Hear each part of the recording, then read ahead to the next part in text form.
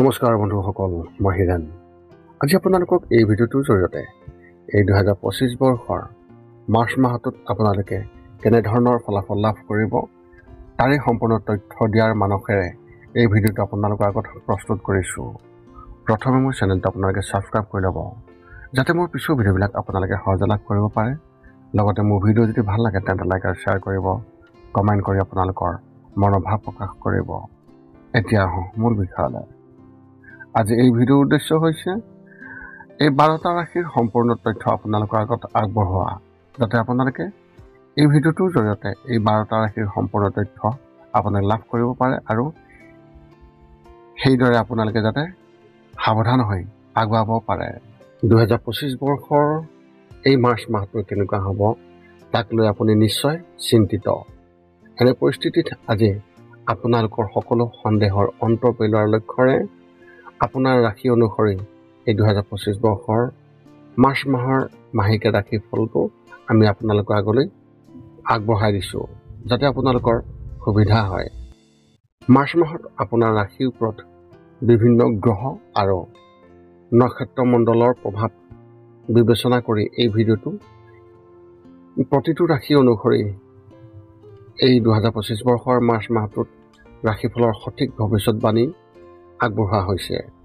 এই ভিডিঅ'টোৰ জৰিয়তে আপুনি 12টা ৰাশিৰ মাহেকীয়া ৰাশিফল ক্ৰমান্বয়ে আপোনালোকে জানিব পাৰিব।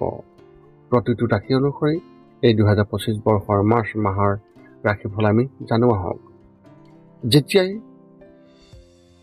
এটা মাহ আৰম্ভ হয় তেতিয়াই আমাৰ মনত বহু ধৰণৰ সন্দেহৰ সৃষ্টি হ'বলৈ আৰম্ভ কৰে।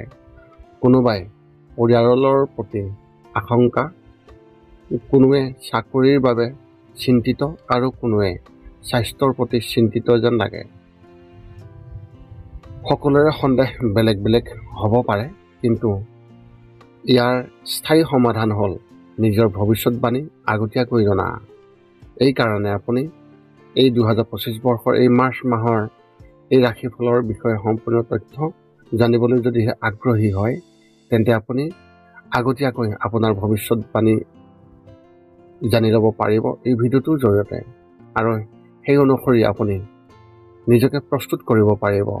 এতিয়া আমি প্ৰতিটো ৰাশিৰ অনুসৰি এই 2025 বৰ্ষৰ মাৰ্চ মাহটোত মাহেকীয়া ৰাশিফল আমি সকলো এতিয়া জানো আহক। সৰ্বপ্ৰথম মেষ ৰাশি। মেষ ৰাশিৰ ব্যক্তিসকলৰ বাবে যি তথ্য, সেই তথ্য এনেধৰণৰ: আপোনালোকৰ পৰিয়ালত এটা বিশেষ অনুষ্ঠান হ'ব আৰু তাত আপুনি গুৰুত্বপূৰ্ণ ভূমিকা ল'ব পাৰিব। আপোনাৰ সন্মান বৃদ্ধি পাব আৰু সকলোৱে আপোনাৰ আচৰণত অতি প্ৰশংসা কৰিব। অনাগত দিনত আপুনি চিনাকি কোনোবা এজনৰ পৰা এটা সুখৰ বাৰ্তা পাব, যিয়ে আপোনাৰ ঘৰখনত উৎসৱমুখৰ পৰিৱেশৰ সৃষ্টি কৰিব। যদি আপুনি কোনো খেলৰ লগত জড়িত বা কোনো চাকৰিৰ শাৰীৰিক পৰীক্ষাৰ বাবে প্ৰস্তুতি চলাই আছে তেন্তে এই মাহত নিজৰ অতিৰিক্ত যত্ন লওক, কাৰণ কোনো দুৰ্ঘটনা হ'ব পাৰে।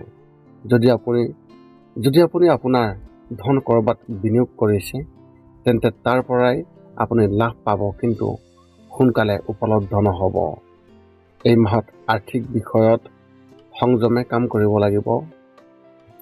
আপোনাৰ এই মাহৰ শুভ সংখ্যা হিচাপে 4 আৰু শুভ ৰং হিচাপে আকাশী নীলা। এতিয়া বৃষ ৰাশি ব্যক্তিসকলৰ ক্ষেত্ৰত। বৃষ ৰাশি ব্যক্তিসকলৰ ক্ষেত্ৰত ফলাফল এনেধৰণৰ: ব্যৱসায়ত যিকোনো পুৰণি চুক্তি ভাঙিব পাৰে আৰু ব্যৱসায়িক অংশীদাৰৰ সৈতে আপোনাৰ সম্পৰ্কও টেঙা হৈ পৰিব পাৰে।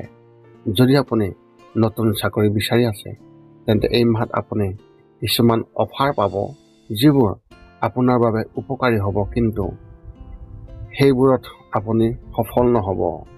এনে পৰিস্থিতিত অধিক কষ্ট কৰাৰ প্ৰয়োজন আছে, অন্যথা ফলাফল আপোনাৰ বিৰুদ্ধে হ'ব। মাহৰ মাজভাগত মূৰৰ বিষৰ সমস্যা হ'ব আৰু আঁঠুৰ বিষে আপোনাক অলপ আমনি কৰিব। এনে পৰিস্থিতিত ৰাতিপুৱা যোগাসন কৰাৰ অভ্যাস গঢ়ি তোলক। যদি আপুনি আপোনাৰ প্ৰেমিক বা প্ৰেমিকৰ পৰা আঁতৰত থাকে তেন্তে এই মাহত তেওঁক আপুনি লগ পোৱাৰ পৰিকল্পনা কৰিব পাৰে। ভ্ৰমণৰ সম্ভাৱনা আছে যদিও এই সময়ত সৰ্বোচ্চ সাৱধানতা অৱলম্বন কৰক। আপোনাৰ ঘৰৰ কিছু কামৰ বাবেও আপুনি ওলাই যাবলগীয়া হ'ব পাৰে। শুভ সংখ্যা হিচাপে 7 আৰু শুভ ৰং হিচাপে মেৰুন। এতিয়া মিথুন ৰাশি ব্যক্তিসকলৰ ক্ষেত্ৰত ফলাফল কেনেধৰণৰ?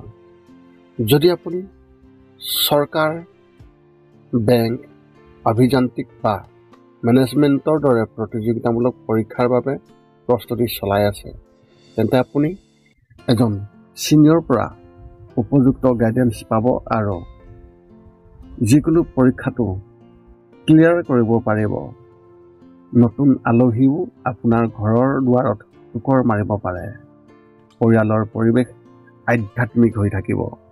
শৰীৰৰ বাওঁফালৰ বিষ আপুনি নিশ্চয় লাভ কৰিব পাৰে আৰু ইয়াৰ বাবে আপুনি চিকিৎসকৰ ওচৰলৈ যাবলগীয়া হ'ব, কিন্তু সোনকালে সকাহ নাপাব। এই মাহত আপুনি আপোনাৰ স্বাস্থ্যৰ প্ৰতি বিশেষ যত্ন ল'ব লাগিব, অন্যথা পৰিস্থিতি আৰু বেয়া হ'ব। যদি আপুনি চাকৰি বিচাৰি আছে, তেন্তে এই মাহত চাকৰি পোৱাৰ সম্ভাৱনা অত্যন্ত প্ৰবলভাৱে দেখিবলৈ পোৱা গৈছে। শুভ সংখ্যা হিচাপে 3 আৰু শুভ ৰং হিচাপে আপুনি এই মাহত ধূসৰ ৰং ব্যৱহাৰ কৰিব। এতিয়া কৰ্কট ৰাশি ব্যক্তিসকলৰ ফলাফলৰ ক্ষেত্ৰত এনেধৰণৰ। আপোনাৰ কৰ্মস্থলীত সহকৰ্মী বা আপোনাৰ বছ বা আপোনাৰ ছিনিয়ৰৰ লগত আপুনি কাজিয়া কৰিব পাৰে।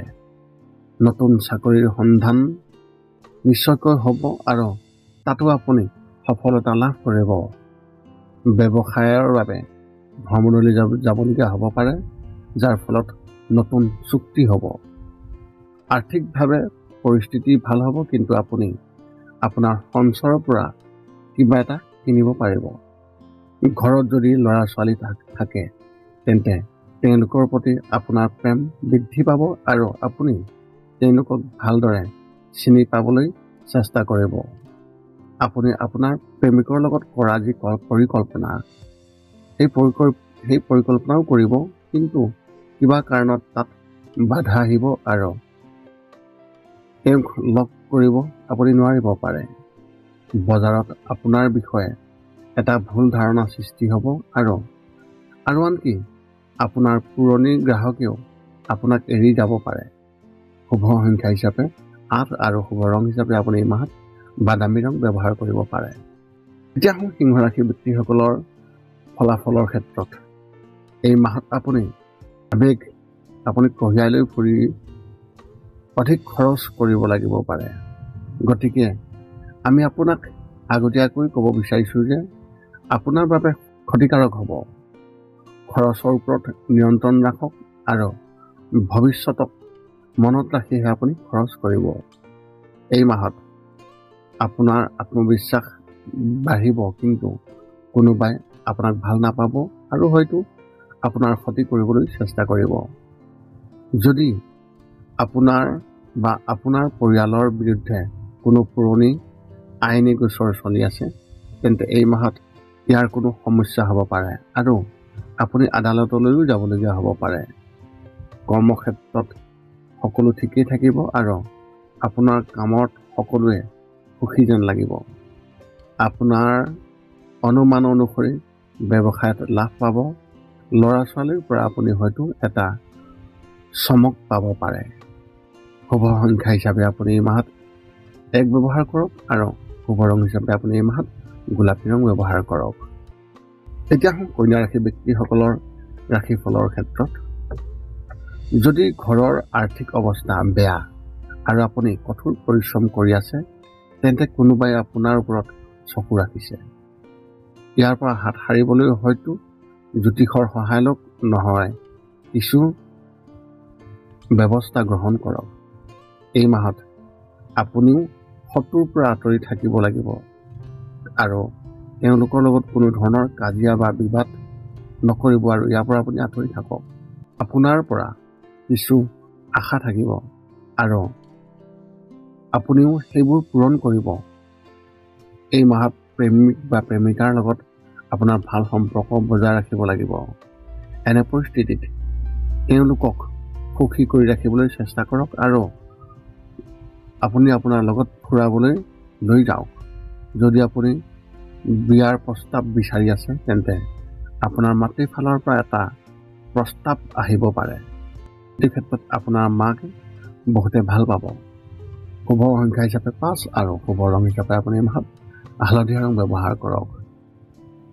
তুলা ৰাশি ব্যক্তিসকলৰ ক্ষেত্ৰত ফলাফল এনেধৰণৰ। যদি আপোনাৰ সন্তান কলেজত আছে তেন্তে এই মাহত তেওঁলোকৰ লগত কাজিয়া হ'ব পাৰে আৰু তেওঁলোকৰ আচৰণ আপুনি একেবাৰেই ভাল নাপাব। এনে পৰিস্থিতিত যদি আপুনি খং উঠাৰ পৰিৱৰ্তে সেইবোৰ বুজিবলৈ চেষ্টা কৰে তেন্তে তাৰ পৰা অতি ভাল ফল পাব। পৰিয়ালৰ কোনো সদস্যৰ পৰাও সমৰ্থন পাব, যিয়ে আপোনাক সুখী কৰিব। স্বাস্থ্য অলপ দুৰ্বল হ'ব আৰু চৰ্দি আৰু কাহৰ সমস্যা হ'ব পাৰে। খাদ্যত গৰম বস্তু অন্তৰ্ভুক্ত কৰক আৰু বাহিৰৰ খাদ্য খোৱাৰ পৰা বিৰত থাকক। যিমান পাৰি পুষ্টিকৰ আৰু স্বাস্থ্যসন্মত খাদ্য গ্ৰহণ কৰক। মানসিকভাৱে আপুনি সম্পূৰ্ণ সুস্থ হৈ উঠিব আৰু কিছুমান সৰু সৰু কথাৰ টেনশ্যনৰ বাহিৰে একো নাথাকিব। শুভ সংখ্যা হিচাপে 3 আৰু শুভ ৰং হিচাপে আপুনি এই মাহত নীলা ৰং ব্যৱহাৰ কৰক। এতিয়া বৃশ্চিক ৰাশি ব্যক্তিসকলৰ ফলাফলৰ ক্ষেত্ৰত এনেধৰণৰ। এই মাহত আপোনাৰ পত্নীৰ সৈতে বা স্বামীৰ সৈতে আপোনাৰ ঘনিষ্ঠতা বৃদ্ধি পাব আৰু দুয়োজনৰ ওচৰৰ ঠাইলৈ যোৱাৰ পৰিকল্পনা কৰিব, কিন্তু তাত কিছু বাধা থাকিব পাৰে। যদি আপুনি প্ৰেমৰ সম্পৰ্কত আছে তেন্তে আপোনাৰ সংগীৰ প্ৰতি সন্দেহ হ'ব আৰু তেওঁলোকৰ ওপৰত আপোনাৰ চকু থাকিব। বন্ধু বান্ধৱীৰ লগত বন্ধুত্ব বাঢ়িব আৰু সম্পৰ্কবোৰ অধিক দৃঢ় হ'ব। ছাত্ৰ ছাত্ৰীসকলে নিজৰ বাবে নতুন কিবা এটা কৰাৰ সুযোগ পাব আৰু নতুন অভিজ্ঞতাও লাভ কৰিব। আঁঠুৰ বিষয়ৰ সমস্যাই আপোনাক আমনি কৰিব পাৰে, কিন্তু মাহৰ আৰম্ভণিৰে পৰা যদিহে খোজ কঢ়াৰ অভ্যাস কৰে বা ৰাতিপুৱা যোগাসন কৰিলে বহু ভাল ফলাফল পাব। মাহৰ শেষত কিবা এটা কথাত আপুনি মানসিকভাৱে চিন্তিত হৈ থাকিব। শুভ সংখ্যা হিচাপে 2 আৰু শুভ ৰং হিচাপে কেশৰ ৰং। এতিয়া ধনুৰাশি ব্যক্তিসকলৰ ফলাফলৰ ক্ষেত্ৰত এনেধৰণৰ। পৰিয়ালৰ সদস্যৰ সৈতে ধৰ্মীয় ভ্ৰমণলৈ যোৱাৰ পৰিকল্পনা কৰিব পাৰে, য'ত তেওঁলোকে অন্তৰ্ভুক্ত কৰিব। ইয়াত আপোনাৰ কান্ধত এটা দায়িত্ব আহিব, যিটো আপুনি ভালদৰে পালন কৰিব লাগিব। আপুনি আপোনাৰ পৰিয়ালৰ সদস্যসকলক ভালদৰে চিনি পোৱা বা বুজিবলৈ সুযোগ পাব আৰু সকলোৰে মাজত পাৰস্পৰিক প্ৰেম বৃদ্ধি পাব। যদি আপুনি চাকৰি কৰি আছে তেন্তে এই মাহত কিছু সকাহ পাব আৰু বেছিভাগ সময় আপোনাৰ আগ্ৰহৰ কাম কাজত উচৰ্গা কৰা হ'ব। এই সময়ছোৱাত আপুনি হয়তো নতুন কিবা এটা কৰাৰ কথা আৰম্ভ কৰিব পাৰে বা আপুনি ধাৰণা পাব, যিটো ভৱিষ্যতে উপকাৰী বুলি প্ৰমাণিত হ'ব। প্ৰেমৰ সম্পৰ্কত আপোনালোকৰ মিঠা থাকিব। শুভ সংখ্যা হিচাপে 7 আৰু শুভ ৰং হিচাপে ধূসৰ ৰং ব্যৱহাৰ কৰিব পাৰে। এতিয়া মকৰ ৰাশি ব্যক্তিসকলে কেনেধৰণৰ ফলাফল লাভ কৰিব। বহুত কাম হ'ব, যাৰ বাবে আপুনি ভাগৰুৱা অনুভৱ কৰিব। আপোনাৰ প্ৰকৃতিত খিংখিঙীয়াও হ'ব পাৰে। সকলোৰে লগত সম্বন্ধ স্থাপন কৰিবলৈ চেষ্টা কৰা দেখা যাব, কিন্তু সফলতা নাপাব। কিছুমান কথাক লৈ আপোনাৰ মনটো সন্দেহৰ সৃষ্টি হ'ব, যাৰ বাবে মানসিক চাপ আৰম্ভ হ'ব আৰু সম্ভাৱনাও আছে। অৱশ্যে এই মাহত আপুনি আপোনাৰ সংগীৰ পৰা বহুত সহায় পাব আৰু তেওঁলোকে আপোনাক সহায় কৰা দেখা যাব। আপুনিও তেওঁলোকৰ বাবে বিশেষ কিবা এটা কৰিবলৈ চেষ্টা কৰিব, যিয়ে আপোনালোকৰ সম্পৰ্কটো শক্তিশালী কৰিব। মাহৰ শেষত আপুনি আপোনাৰ প্ৰচেষ্টাৰ শুভ ফল পাব, কিন্তু ইয়াত সন্তুষ্ট যেন নালাগিব। শুভ সংখ্যা হিচাপে 9 আৰু শুভ ৰং হিচাপে আপুনি এই মাহত বগা ৰং ব্যৱহাৰ কৰিব পাৰে।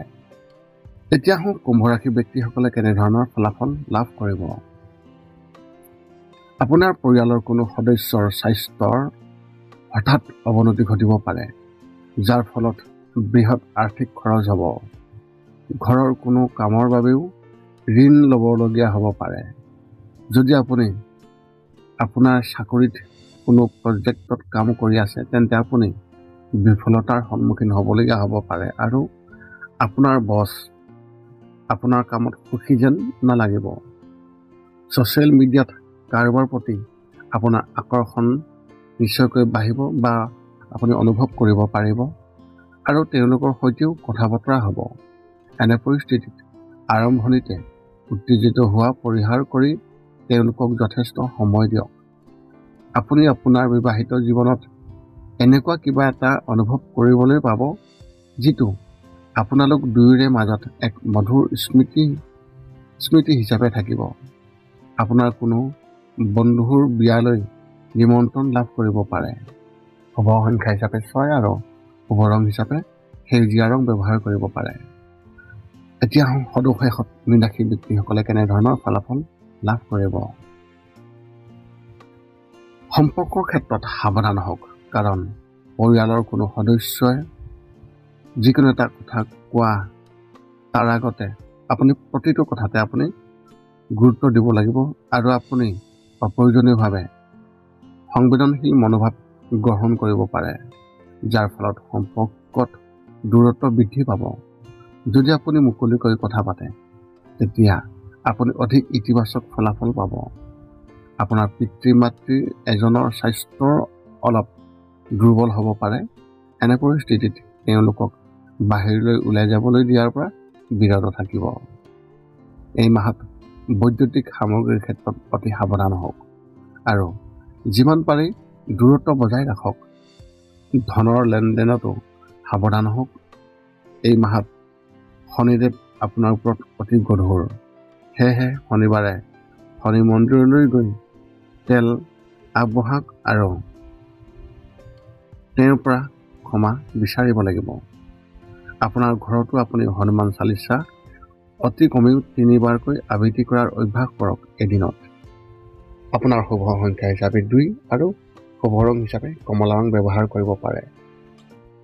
এই আছিল এই 2025 বৰ্ষৰ মাৰ্চ মাহটোত এই 12টা ৰাশিৰ ব্যক্তিসকলে কেনেধৰণৰ ফলাফল লাভ কৰিব, তাৰেই তথ্য সম্পূৰ্ণৰূপে আপোনালোকক আগবঢ়ালোঁ। আশা কৰোঁ আপোনালোকে এই ভিডিঅ'টোৰ দ্বাৰা আপোনালোকে যথেষ্ট সন্তুষ্টি লাভ কৰিছে। যদি আপুনি এই ভিডিঅ'টোত সুখী, তেন্তে আপুনি লাইক, শ্বেয়াৰ, কমেণ্ট কৰক। চেনেলটোকো ছাবস্ক্ৰাইব কৰি থ'ব, যাতে আপুনি মোৰ পিছৰ ভিডিঅ'বিলাক পিছতে লাভ কৰি থাকে। যদি আপোনাৰ মনত এতিয়া জ্যোতিষ সম্বন্ধীয় কিবা প্ৰশ্ন আছে, তেন্তে আপুনি আমাক এই ভিডিঅ'ৰ তলত কমেণ্ট কৰি আপোনালোকৰ প্ৰশ্ন আমাক অৱগত কৰক, যাতে আমি আপোনালোকৰ প্ৰশ্নৰ উত্তৰ অতি সোনকালে দিব পাৰোঁ। পুনৰ লগ পাম অন্য এটা ভিডিঅ'ত। আজিলৈ ধন্যবাদ।